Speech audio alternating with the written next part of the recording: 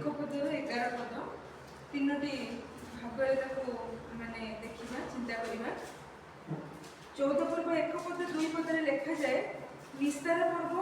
आउ खमीर शून्य रोटीर पर्व पड़ा 2 दिन थिला। से समय प्रधान याजक शास्त्री माने किपरि तांको छଳରେ धरी बद्ध करिपारंती सेथिर उपाय खोजुथिले, कारण से माने कहिले पर्व समय नुहे काले लोकक मध्य गंडगोल हम यीशुक विरुद्ध चक्रांत। आज दिन हूँ आमर ये खजुरी बाहुंगा लगाई डाल गुड़िक लगाई। आज हूँ खजुरी पर्व विजय यात्रार दिन। प्रभु मृत्यु पूर्व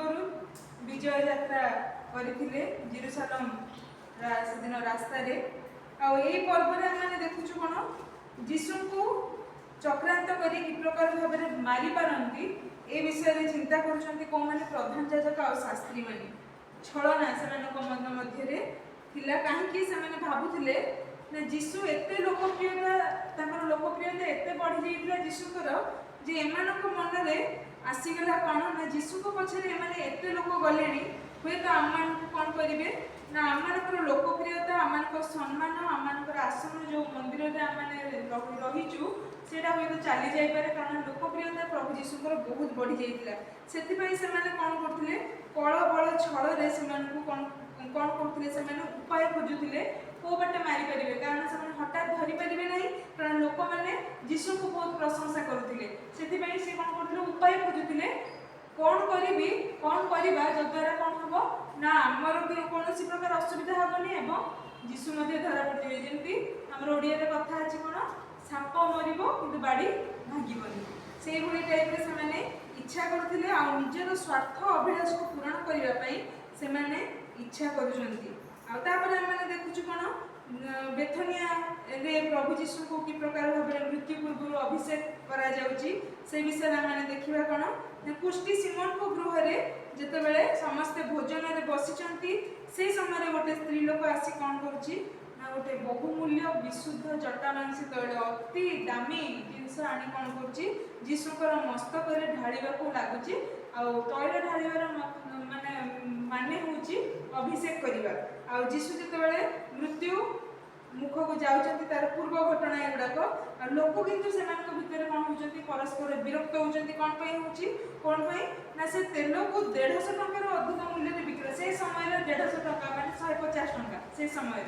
से विक्रय करता बोली से कौन कर स्त्री लोक को भत्सना कर मन मन विरक्त हो गाड़ी कर जीशु कहते कि कौन कहीं कष्ट देवछ सी मो प्रति कौन कर उत्तम कर्म करिएछि, कारण दरिद्र माने सब बेले रहिबे किंतु मु तुम मानक पाखरे सब बेले रहिबी नाही। आउ तुमे सेमानक पई जेतेबेले इच्छा करि परिबो किंतु मु सब बेले तुम निकट रे रहिबी नाही। आ से कोन करछि समाधि निमंते मोर शरीर को पूर्वरु तैल रे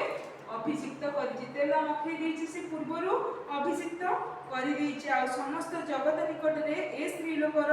कथा कुहाजिबो आ यार स्मरणार्थे मध्य ए कर्मर कथा कुहाजिबो। सर्वाधिक प्रेम काहाकु से अधिक प्रेम कला काहाकु खातिर कलानी सी ए जगह ये पुणी लिखा जाइए जड़े स्त्री लोक आउ गोटे जगह लिखा है पापिष्ट स्त्री लोक अर्थात से मरियम से कौन करथिला ना बहुमूल्य तैल से भाविला कौन मो पाखे जो विषयटा अच्छी जो सेंट अच्छी जो विषयटा मो पाखे रखी सेटा मुझे मोर बेस्ट जिनस जड़े जन को अतिरिक्त माने जदि भल पाऊथो से कौन करे तार सब बेस्ट जिनस दवाई से चेष्टा करे। परीक्षा आम समस्ते बेस्ट दवाई आम चेष्टा करूँ अल्प अल्प लिखिक आसापी चेष्टा करूना। एटी से स्त्री लोक कौन कला ना तार निज पाखे सबुठ अधिक दामी जिनस जोटा से जीशु को से अभिषेक करने से चेष्टा कला किंतु लोक मानकर विभिन्न प्रकार ताली टापर से शुणा पड़ूला जो जीशु कहले कौन ना ये मत अधिक प्रेम करिछि आउ कौन धन संपत्ति मान सम्मान ए लोक विषय से किछि भाबी नाही ए सब विषय रे ए लोकटी स्त्री लोकटी किछि भाबी नाही कहा कथा सुनी नाही कहा कथा खातिर करी नाही बरं से कौन करछि जीशु को आसी तार हृदय माने तार जो भांगी जाइथिला हृदय तार जो विषय पे से अनुताप करी आसीथिला से विषय पे से कौन करछि अधिक प्रेम करी से कौन करछि जीशु को पाखरे ताको से समर्पण करूछि आ जोथि पे प्रभु जीशु से दिन तार प्रशंसा करथिले आ पहिले मध्य कोन समस्त जगत रे जोथि सुसमाचार प्रचार कराଯିବ जोठी उत्तम समाचार प्रचार कराଯିବ एई स्त्री लोकर कर्म विषय रे कुहाଯିବ आ जहा कि आज पर्यंत मध्य सुना जाउ अछि हम माने आज से विषय को स्मरण करछु से जने पापिष्ट स्त्री लोक थिला किंतु तथापि तार कर्म एबे पर्यंत हम माने स्मरण करछु आ एबे पर्यंत हम माने सुनुछु आ से सुजोग मध्य शब्द व्यवहार कला से जानिला जी भोजी भितर अनेक लोक माने अछंती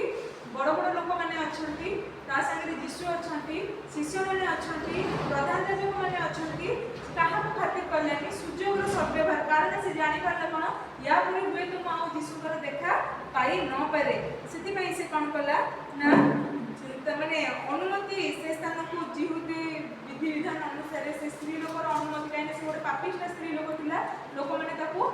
निज आखिरे देखुले अनुमति नथिला सहित से धसैकी बसिथिला से दिन आ यीशुकर पाखକୁ ଯାଇଥିଲା आ जोथि पई यीशु कोन करले ना तार कथा को सबदिन पई कोन हे गेला तार कथा ए बाइबल रे लिखा हे गेला आ प्रभु हमन को अल्प चिंता रे हमन को अनुग्रह आशीर्वाद दया करंतु आमेन।